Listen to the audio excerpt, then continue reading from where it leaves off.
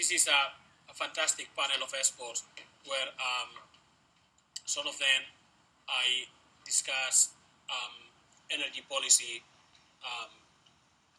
in my day-to-day job as a journalist, and I know that their insight is extremely good in energy and also natural gas, oil, the different policy options for countries in the region. I'm not going to go through the biography of every one of them. You know most of them already, and in any case, you have the full biographies on the booklet. Only to say that I'm privileged to have all of them here for the discussion. And what the model that we're going to follow in this panel is I'm going to ask each of them for some introductory remarks on the topic that we are discussing in this panel and through the conference, that is the energy challenge in the Middle East and North Africa region. And if I could start from my right, geographical right, not that anything else, Dick, could you? Basically, the way that I see the challenge is just in one more sustainability. What does sustainability mean? It means intergenerational equity. So basically, it means transferring the type of lifestyle that you have currently to the next generation and being able to keep that moving. So if we look at how that articulates into, let's say, the MENA energy sector, we see, at least from my view, I see three main issues. One issue I see is rising energy intensity. Now, of course, rising energy intensity, that's relative, because if you say that energy intensity is high, that means that it's relatively high to other regions that have been able to, let's say, produce or manufacture or what have you at, let's say, a lower energy level. So it's a relative concept.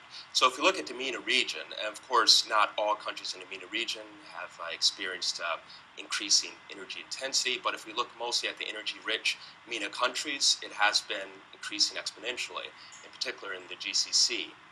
Now, if we move on to the next issue, which I see as rising natural gas consumption. Now, I don't consider that to be a problem in general, because actually I think that's a healthy sign. Because when you have rising energy consumption, well, of course, a vibrant economic industrial base, as it's modernizing, will consume more energy. So that's a fact of life. So I don't think that we should necessarily look at lowering energy consumption as a whole. I think rather we should just look at making it much more competitive. So I think that's one of the major issues. And then we need to, let's say, create a much more nuanced view in terms of, let's say, rising energy consumption cross-sectorally. So if you look at the relatively non-productive economic sectors, such as, let's say, the residential sector, which may not necessarily contribute that much to economic growth, then I think perhaps there should be a concerted effort to attempt to use various fuel sources in order to supply this growth as opposed to natural gas. Because natural gas within the region is very important for horizontal diversification.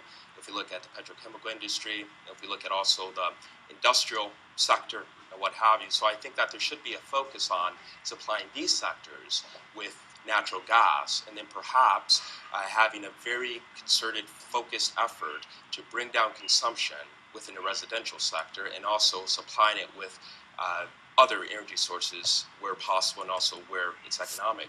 And then the third challenge that I see is that of unlocking natural gas supply. Now, of course, there are certain challenges with unlocking natural gas supply in the region, because if we look at the incremental supply going forward across the region, we have some refer to it as unconventional gas, some refer to it as complex gas, or what have you. But across the region, you have shale gas, of course, you have tight gas, and then also you have sour gas typically. And of course, this implies a much higher production cost. So I typically don't call this issue subsidy when you look at, let's say, the price of natural gas in the MENA region. And the reason why I don't call it a subsidy per se is because there's a certain logic to it. So when, let's say, oil production started apace and what have you, and let's say there was not much of an industrial base within the MENA region, then it made a certain amount of sense to supply associated natural gas to the industrial sector at a certain price, which I would not say is below the cost of production. But the issue is when you move on to, let's say, attempting to increase incremental supply from sources of natural gas which are a bit more complex, then the production, the cost of production can increases. So when you keep the same pricing framework as you translate to production from these new sources, then that causes various issues, and then you would actually start to have a subsidy.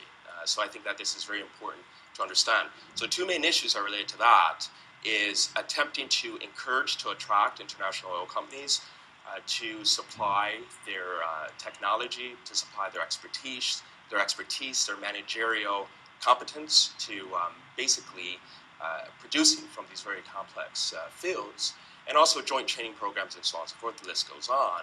And then on the other hand, attempting to, as a soft policy option, to take another look or reassess what the domestic prices are in terms of internal provision, because I think that's important in the sense to encourage and to attract, let's say, investment in some of these fields. So for me, these are the three main issues going forward the way that I see it, and I think that the MENA region actually is not in that much. I'm quite optimistic, actually. I don't think that it's a very pessimistic situation. I think that I'm actually quite optimistic because now there's the realization across the region that change has to come, and I think that can help propel the region even forward.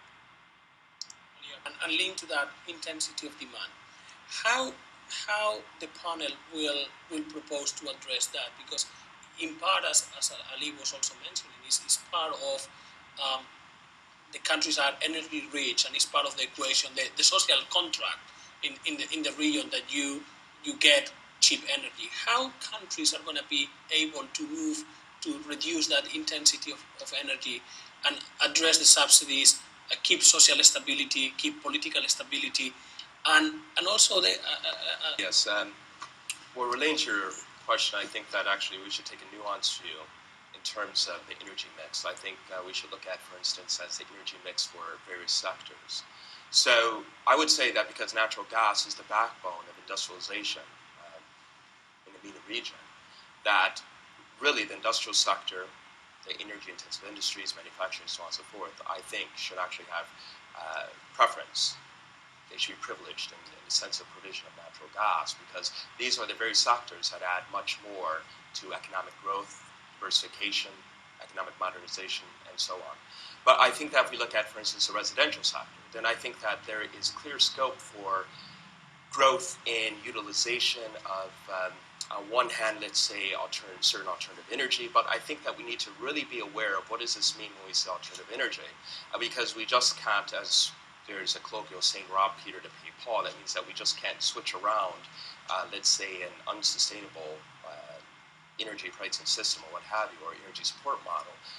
Basically, it's alternative energy whereby clear economies of scale have been shown to have a viable economic basis, and thereby you can supply it to whatever sector you want. And in my thinking, I think it should be the residential sector. So if we look at CSP, for instance, concentrated solar power, if we look at PV or what have you, I think in the MENA region, there is a significant scope for this, for deployability of this for the supply of the residential sector, residential needs, requirements, and so on. But I think that in terms of the industrial sector, I think that natural gas is clearly a winner going forward. And I think also, in terms of any supply shortfalls, I think that the MENA region should also look towards utilizing the very flexible and robust global LNG market. So I don't see why this may not necessarily be on the table for many countries. So I think that on one hand, there should be clear development of indigenous natural gas resources in order to supply the industrial sector. Then I think on the other hand, for the residential sector, for instance, alternative energy sources have been shown to be economically viable. And then on the other hand, for any natural gas supply shortfalls, I think that the global LNG market should be reached out to. And I think that right now is quite an auspicious time, seeing that there is so much natural gas supply that is coming online and forecast to be coming online within the next 5 to 10 years. To close it here, because we are massively over time, so I'm going to apologize the panel and some of you that you I know that you have questions. We have now, let's try to keep it to 15 minutes, so be back here at 5 o'clock. We have now a coffee break where you could continue having the conversation with my panel, but please join me in saying thank you to all of them for their expertise.